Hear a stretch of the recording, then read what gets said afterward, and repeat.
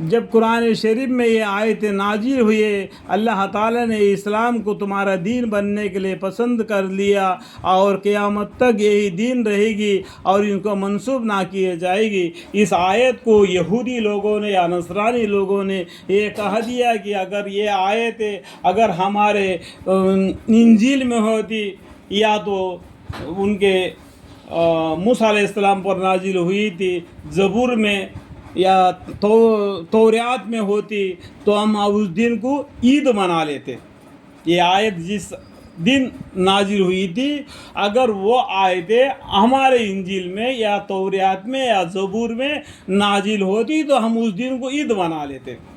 تو حضرت عمر رضی اللہ عنہ نے فرما دیا کہ یہ آیتیں کب اتری، ہم اس ٹائم پر کہاں تھے، یہ مجھے اچھی طریقے سے معلوم ہے۔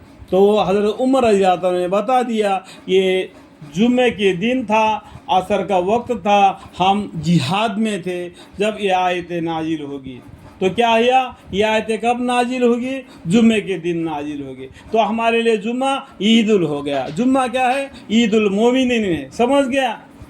اس کا معنی سمجھ گئے؟ یہاں پر حدیث میں نہیں لکھا ہے، لیکن میں اپنا دل دماغ سے اپنے تجربے سے کہہ رہا ہوں کہ اللہ تعالیٰ نے اس آیت کو جمعے کے دن نازل فرمایا، اور وہ لوگ جو یہودی و نصرانی لوگ کہتے کہ یہ آیت ہمارے کتاب میں ہوتا تو ہم اس دن کو عید منا لیتے۔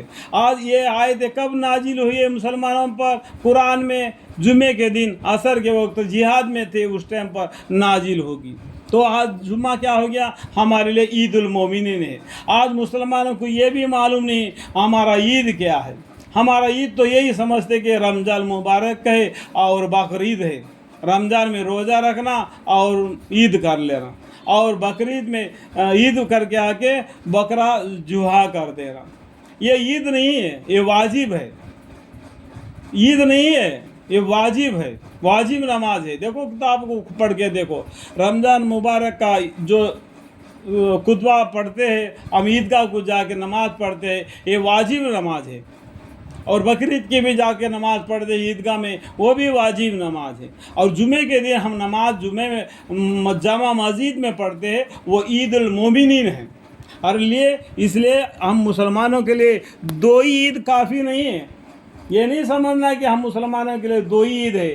ہم مسلمانوں کے لیے ہر ہفتہ ہر جمعہ عید ہے، مہینے میں 4 یا 5 جمعہ عید المومنین ہے۔ اللہ تعالیٰ ان باتوں کو سب کو سمجھنے کی توفیق عطا فرمائے، اور اللہ تعالیٰ مسلمانوں کو یہ بھی سمجھائے کہ وہ تھوڑا سا خرچہ کر کے کتابوں کو لائے، پڑھے، دین کو سیکھے۔ اگر ہمارے ماں باپ نے غریب ہوں گے، ہم کو مدرسہ میں نہیں ڈالا ہوگا، ہم کو پڑھائی نہیں پڑھایا ہوگا، تو ہم کو تو عمر آ گیا، ہم تو پہچانتے، ہم کو علم ہے، ہم تیلگو پڑھتے، ہندی پڑھتے، انگریزی پڑھتے، جس لینگویج میں تم سمجھتے ہے اس لینگویج میں کتاب خرید کے اسلام کیا ہے اور دین کیا ہے، دین کو جاننا چاہتے ہیں تو اس کو پوچھو جس نے دین اسلام کو جانا ہے، کافر کیا جانے گا۔ اللہ تعالیٰ سب کو سمجھنے کی توفیق عطا فرمائے، آمین۔